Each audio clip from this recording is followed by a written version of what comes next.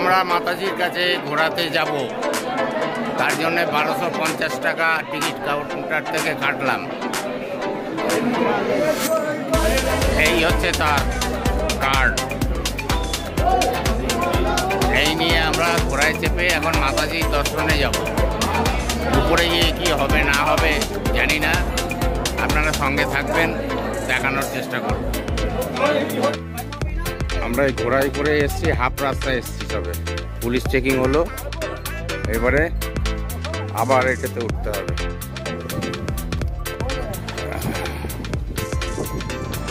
এই ঘোড়ার পিঠে উঠবো আবার।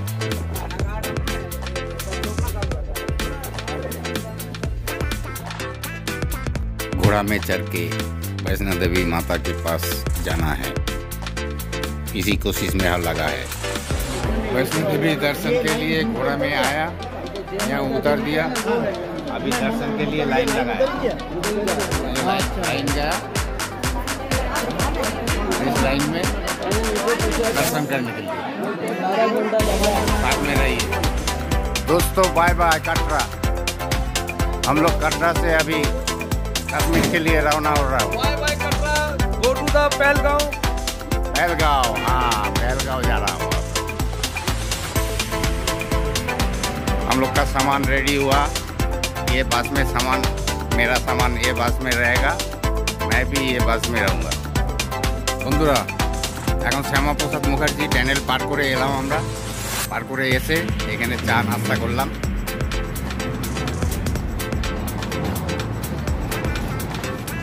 পাহাড়ি অঞ্চল দেখুন কত সুন্দর, কি ভিউ, এদিকের ভিউ কম না, দুর্দান্ত।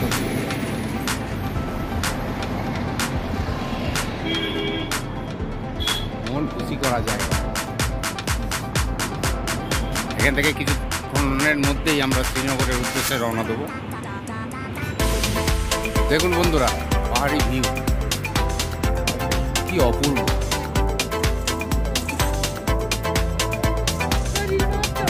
দারুণ দারুণ।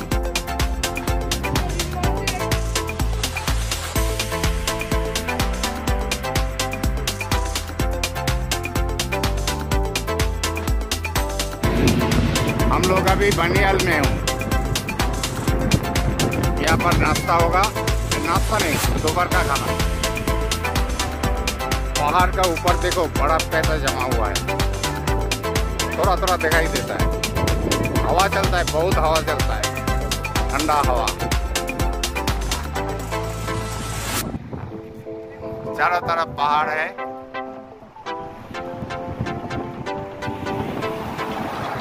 ये हाईवे चला गया, 44 हाईवे। और ये लाकी में हम लोगों का दोपहर का खाना खाना है।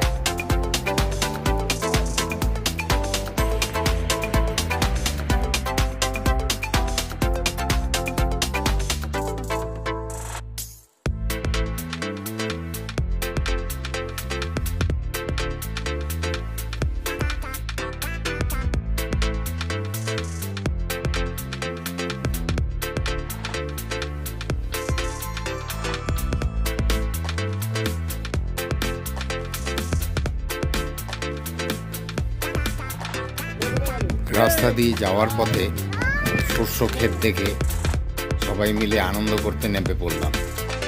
যে যার মতো সেলফি তুলছে, ছবি তুলছে। হলুদ সর্ষে ক্ষেতে সবাই আনন্দে মেতে উঠেছে।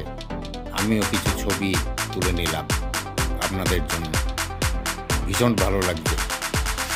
পাহাড়ি জায়গায় এত সুন্দর সর্ষে ক্ষেত সচরাচর দেখা যায় না। সবাই খুব আনন্দিত, আমিও খুব আনন্দিত। আপনারাও দেখবেন কত সুন্দর পাহাড়ি দৃশ্য। মাঝখান থেকে নদী বয়ে চলেছে তার নিজেও আপন মনে, আর আমরা তা অবলোকন করছি। এত সুন্দর কাশ্মীর যে না দেখেছে সে ঠিক বুঝতে পারবে না। আমারও ধারণা ছিল না কাশ্মীর সম্বন্ধে। কাশ্মীরে যাওয়ার পথে বা যাওয়ার পরে যা যা দেখলাম সত্যি মন জুড়িয়ে যাওয়া। জান্নাত যাকে বলে, কাশ্মীর যে জান্নাত, এই সেই জান্নাত।